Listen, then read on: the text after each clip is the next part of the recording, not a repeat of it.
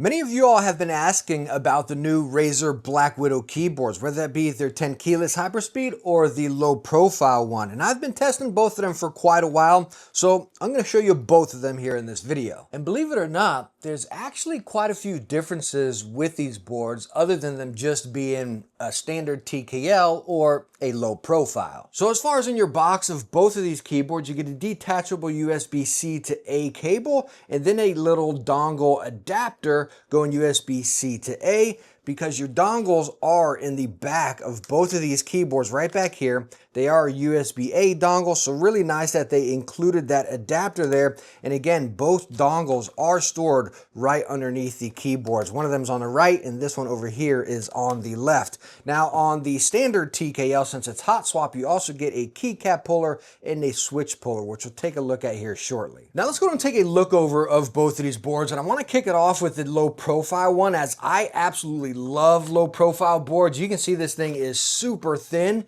You do got the aluminum housing going all the way around the top right there and then along the edges. Now this top portion up here, this is plastic, and then underneath it is plastic. But you see you got those rubber feet right there, so it's not going to budge around on your desk. 2 levels of pop-out feet, and I caught myself having to use this first level here because whenever it's sitting on your desk, like, it is seriously just about flat, right? So I caught myself getting some wrist pain, so I had to use that first pop-out. Again, your dongle is stored right underneath there, and then you got your USB port. You also have wired and a wireless mode to flip it over. This keyboard is also Bluetooth. As you see, you have 3 profiles up there. And talking about these keycaps, these are actually double shot PBT. They feel great. They're not like excessively grainy. They're not slippery or anything. Just really, really nice keycaps here. Now, as far as shortcuts, you have your shortcut button like multimedia and such. Then you have your AI button. And then you also have this battery indicator, which when you press it, let me go on and fire it up and see if I can show you right here, even though we're not synced. So if I press it, you'll see the battery indicator will go right there.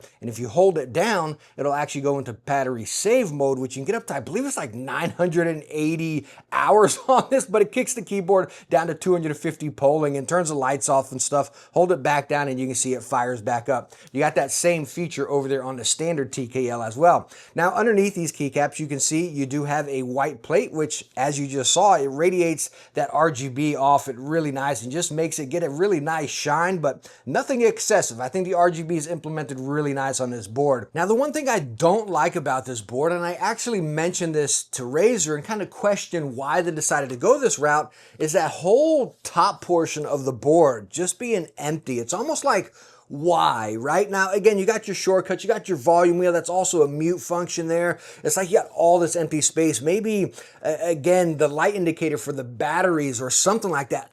I don't know, but I feel like we could have utilized this a whole lot more, or maybe even compressed it a little bit. And it makes me question it even more whenever we look over here at the standard TKL, right? Talking about that chin up there on the low profile. You see you got your shortcuts over here, but you don't have the AI button on this. You got your multi-function, you got your mute, and then you got your battery indicator, which does the exact same as the TKL. You can see we can switch it on right here. And again, you can press the battery, goes right across the top right up there. But again, your volume wheel over here on this one is just a wheel. Your mute button's right there, so it's not pressed down like on the low profile. But again, you can see it's kind of compressed down. So I don't know, maybe it's because the low profile, they had to find spots for the battery or something, not too sure. But even like this one, laid out like this, it is significantly thicker, so they got more space to work with. So maybe that's why. But again, not to keep harping on this, I feel like they could have taken these shortcuts, put them right here, put the volume wheel right there, and reduce this entire top portion. That would have been super nice. Anyways, enough with my rant. Taking a look at the standard TKL here, you have that traditional Razer design with that black metal housing up on the top. Underneath it is plastic, 2 levels of pop-out feet, dongle storage, and then your rubber feet there. Now, as far as your USB-C port, it is a little bit recessed in there, but my custom cables did fit on that. And then over here on this side, you can see you got that wireless and wire switch right over there. Again, as far as your shortcuts, this is just standard volume wheel. It's not a mute press like on the low profile. The other big key thing that's different on the standard TKL is these keycaps are double shot ABS, and they do feel a little slick. I definitely prefer the double shot PBT. But of course, one of the best things about the standard TKL is it being hot swap. So we'll go ahead and pop a switch out or a keycap off there, pull a switch, and you can see this one is using the Razer oranges, if we can get some focus. Now, these are just standard, the single press in there, and then you got your two little,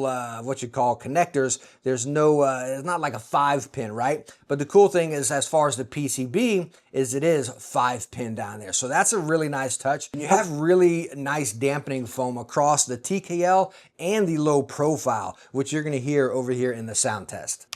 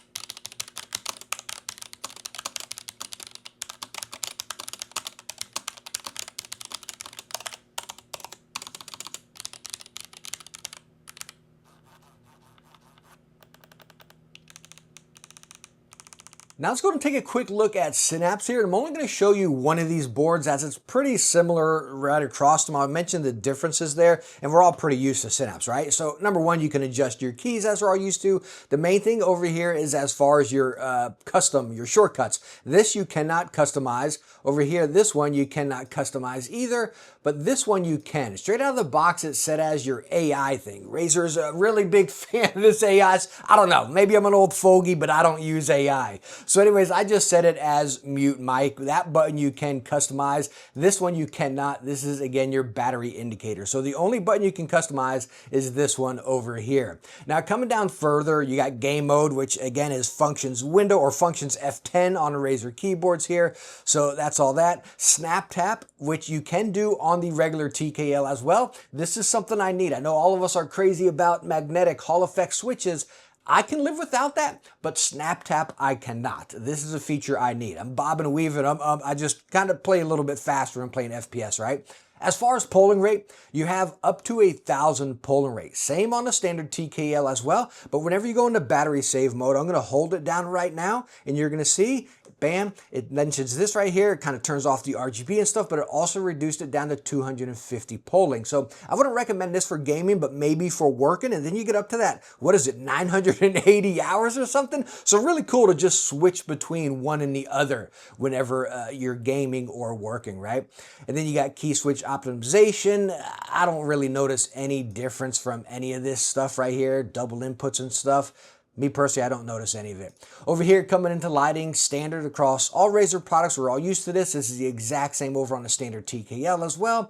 And then your basic power whenever you want it to save or shut down. And as far as performance on these keyboards, I use them both in wired and wireless mode, but the majority of my time was wireless. Like when I buy a wireless product, I'm gonna utilize the wireless feature, right? That's a big thing you're paying for. So again, my primary time was with the low profile in wireless mode, but I did test both of them, and both of them were absolutely flawless. I ran at that 1,000 polling rate with my RGB, usually around 50%. Battery life was perfectly fine. And again, their performance was just snappy and right to the point. Talking about snappy, again, I know a lot of us are into Hall effect. We need, again, like that Apex Pro or that Hall effect switch, you know what I mean? Which I agree, they're great. They really are fantastic.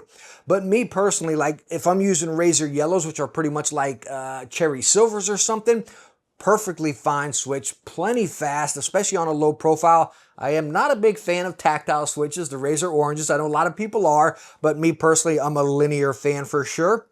But I will tell you what, with snap tap feature, perfectly fine playing FPS or anything like that. Butter smooth. And again, I had a really good experience using them, preferably on the low profile. Number one, because I like low profile keyboards, but the other thing is I really like the PBT keycaps on the low profile. Those ABS keycaps on the standard TKL. Again, I live in a hot, humid climate, get a little grimy down here, right? And the keycaps started feeling slick. That was the only downfall I could say that I noticed on the keyboards. Now, one of your biggest deciding factors of these keyboards is of course going to be the price. The standard TKL comes in at 180 bucks, and then the low profile one comes in at 200 bucks.